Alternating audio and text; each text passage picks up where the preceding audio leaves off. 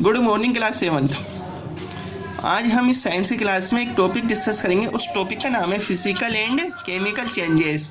ठीक है, कि जो हमारे जो चेंजेस होते हैं ना अपने आसपास, कई बार हम उन्हें समझ नहीं पाते, तो आज हम उसके बारे में डिस्कस करेंगे। आज हम उसकी स्टडी करेंगे। ठीक है, तो changes, physical changes and chemical changes. देखो, चेंजेस दो टाइप्स के होते हैं। फर्स्ट होता है physical change and second one is chemical change. So let's start with physical changes. ठीक है, फिजिकल चेंजेस, शेप, साइज।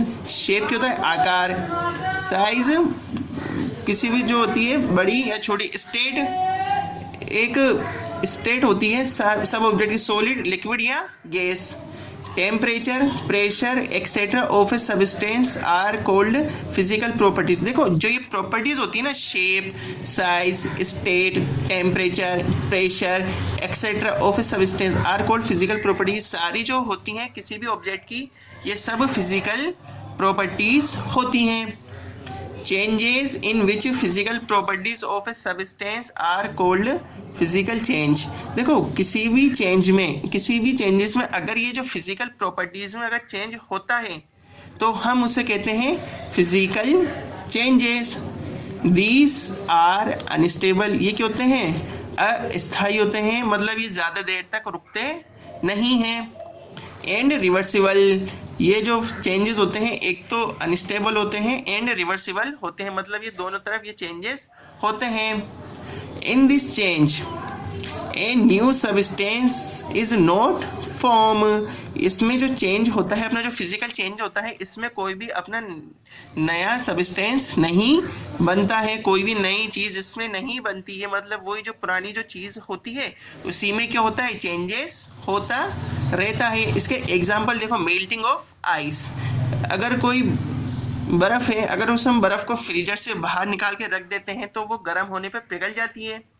तो जो बर्फ़ का जो पिघलना होता है उसे ही हम मेल्टिंग ऑफ आइस कहते हैं। अब देखो, अगर हम उसे दोबारा फ्रीजर में रख देंगे तो ठंडा हो जाएगी ना वो, तो उससे क्या होती है? दोबारा वो बर्फ़ बन जाएगी। तो ये किसका एग्जाम्पल है? फिजिकल चेंजेस का।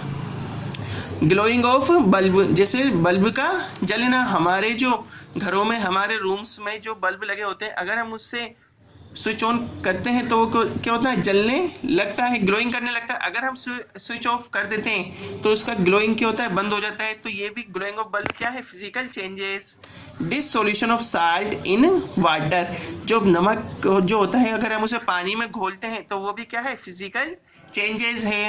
हम दोबारा जो पानी में जो नमक घुला है ना, उससे हम दोबारा नमक बना सकते हैं। ठीक है, इसी के साथ है ना, ये बहुत सारे चेंजेस होते हैं जिसमें से ये कुछ इंपॉर्टेंट एग्जांपल थे।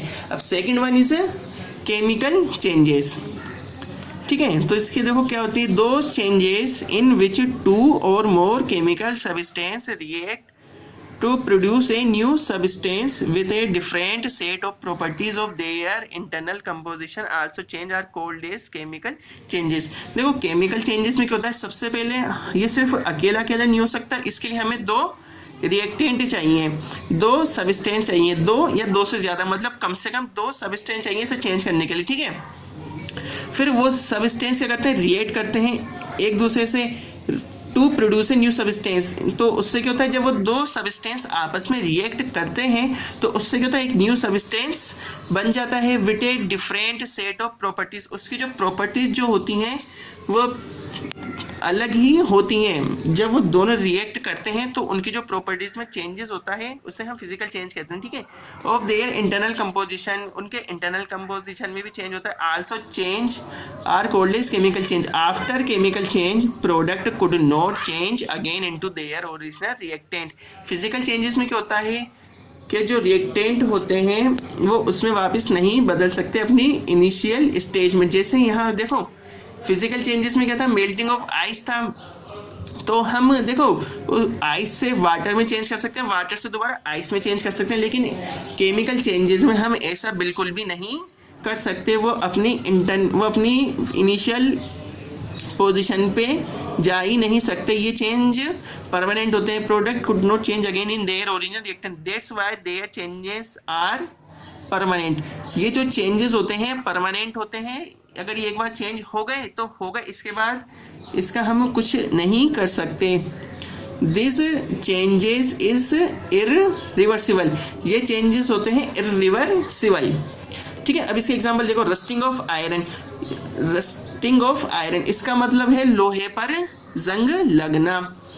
फॉर्मेशन ऑफ कर्ड मतलब दही का बनना। जैसे देखो, दही दूध से ही बनता है, लेकिन अगर एक बार दही बन गए तो हम उस दही से दोबारा दूध प्राप्त नहीं कर सकते। डाइजेशन ऑफ फूड, जो एक बार अगर हमारा डाइजेस्ट हो गया, जो हम फूड जो करते हैं लंच डिनर, एक बार अगर वो फूड डाइजेस्ट हो गया तो हम उस दोबारा फूड को दोबारा नहीं ले सकते, दोबारा नहीं बना सकते। तो ये जो होते हैं चेंज, ये होते हैं केमिकल चेंज। ठीक है, तो क्लास 7 आज हमने डिस्कस किया physical changes and chemical changes. आपको ये याद करना है और याद करके अपने साइंस का रजिस्टर में नोट करना है। Thank you 7th class.